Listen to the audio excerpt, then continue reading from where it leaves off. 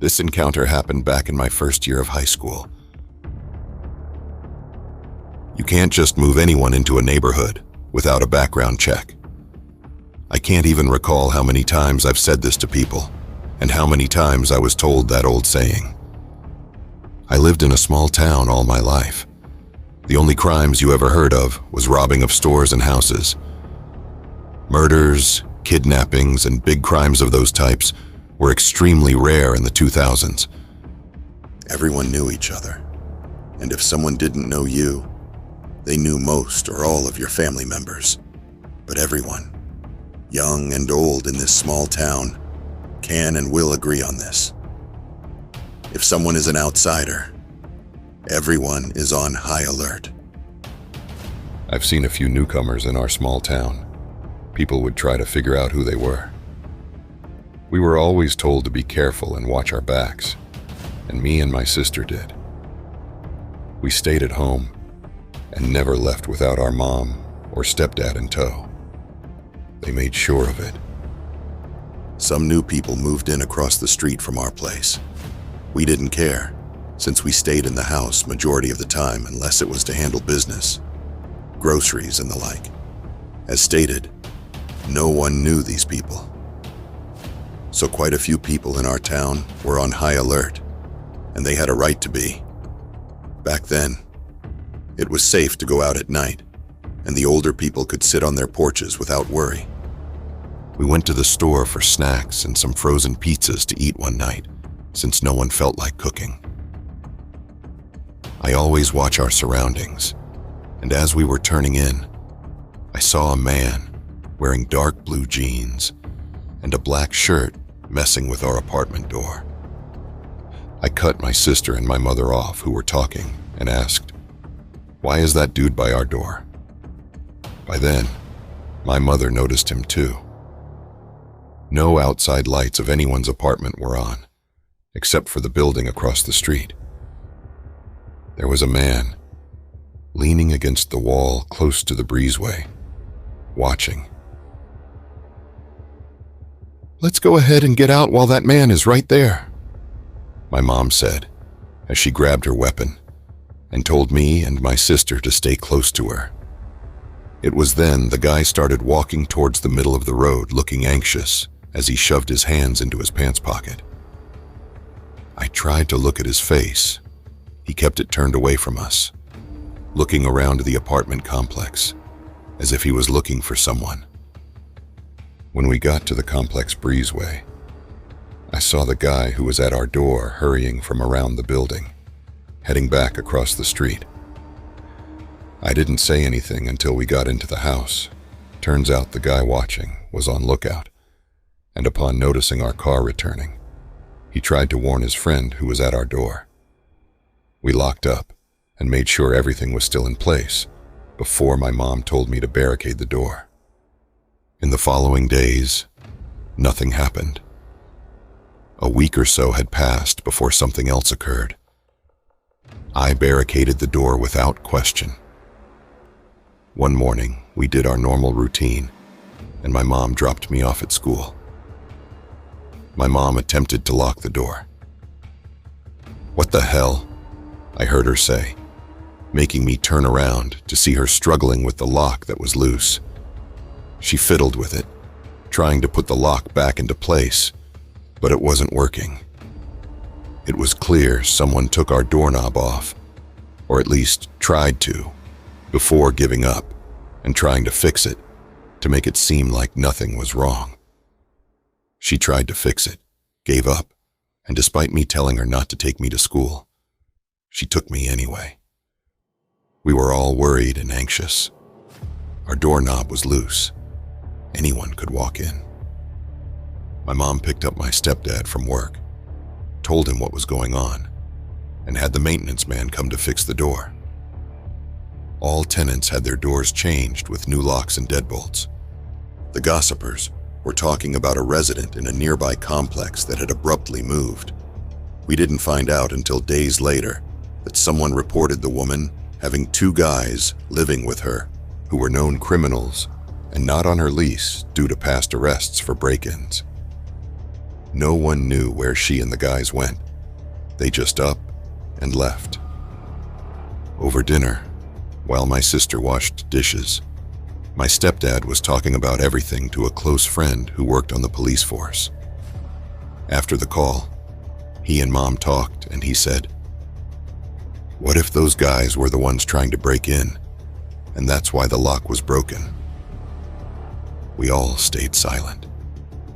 Me looking at my mom, who looked from me to my dad, as we silently let the pieces fall into place.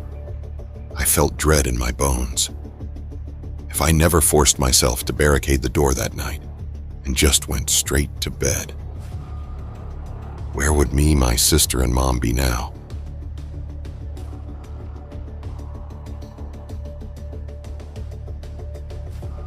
This is a story of something that happened to me and will forever haunt me. I am 14 years old and I live in South Africa, which is a place where crime is very common. Occasionally, I hear gunshots outside my house, but that is something that is normal here. I live in a big house with security cameras everywhere and motion detectors. My family's house has 2 gates, just as a safety precaution. Power outages are also normal in South Africa because of our corrupt government. One night I was sitting and eating dinner with my family when my brother asked me, "Hey, did you hear that?" I replied, "No." He went on to say that he heard something break outside on our patio, like a wine bottle or something. Since I'm not paranoid, like him, I finished eating and went to go study for my exam and sat on the couch in my living room. My parents announced that they were going to the gym, as they do on Saturday nights. So I said goodbye to them and carried on working. As I was working, I heard a crash from outside, near the patio, like my brother said. What happened next sends shivers down my spine to this day.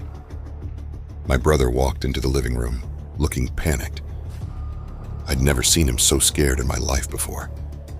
He sat down next to me and stared at me for about 10 seconds with a look of complete and utter fear, his eyes wide open.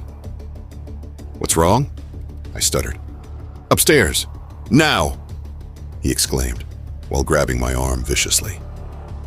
"What the hell is going on?" I asked once we were upstairs. He didn't answer. He just started winding the shutter down. The shutter is a large door that connects the downstairs to the upstairs. We are only supposed to use the shutter in emergencies, as it is made of a strong metal that is hard for an intruder to break through. He then ushered me to his room, the 3rd story of our house, which overlooks our garden and patio. Putting a single finger over his mouth to quiet me, he pointed to what looked like a dark figure by our patio. At first, it looked like a long shrub. As I adjusted and focused my eyes, I had to stop myself from shrieking. The realization made my bones feel like lead and my blood feel colder than ice. A man holding a broken wine bottle was pacing around our patio. He looked about 6 feet with a shaggy beard. That's not what scared me the most about him. His eyes were wide open, and he was smiling. A smile so sinister and crazed. He looked as if he'd just been let out of a mental institute. "Who is he?" I started saying. Bad mistake.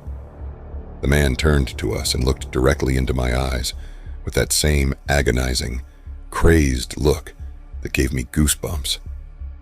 He then started to run, a slow, staggering run that made him look injured, towards the door to the inside of the house, and I was sure he was coming for us. I was so shaken up, I could hardly breathe, and so was my brother. And without a word, he took my hand, and we headed to my room on the 2nd floor. Since I'm his little sister, he always considered me his responsibility, so he held my hand and told me everything was going to be okay, even though I knew inside that it wasn't. Just then, we heard slow clapping footsteps coming up the stairs. The shutter was closed, so he wouldn't be able to get to us. At just the right time, the power cut, leaving my brother and I in darkness. But my brother stumbled around and closed my door, locking it. He then explained to me that without the power, the shutters can be easily pried open. I thought for sure that my life was going to end soon. I heard an excruciating sound that sounded like the shutters being forced open, and I headed for my drawer to get my hunting knife that I had received as a birthday gift. In my right hand, I clutched my knife, and in the other, I held my brother's hand. Suddenly, the sound of the shutters opening stopped. What replaced it was the sound of something metal, presumably a knife, scraping up against my bedroom door. We sat there shaking, not knowing what to do. When I asked my brother if he had his phone on him, he stated that he had already called the police. But we both knew that the police would take a long time to come, since here in South Africa, they usually hang out at McDonald's instead of coming for their duties. The scraping at the door continued for what seemed like ages. Seconds felt like minutes, and then my brother made me hide in my cupboard and hand him my hunting knife. With my heart racing and my palms sweating, I heard the sound of police vehicles outside, and my brother used the gate remote to open up for them. They rushed in and captured the man. The police told us the man had been on the run from the local asylum for the past 3 months and had been charged with manslaughter 2 times before he was sent to the local asylum. If my brother hadn't been there to help me, God knows what would have happened to me. I hope the man is recovering and that he is getting all the help he needs. Sometimes, in my nightmares, I still hear the sound of the knife scraping against my door.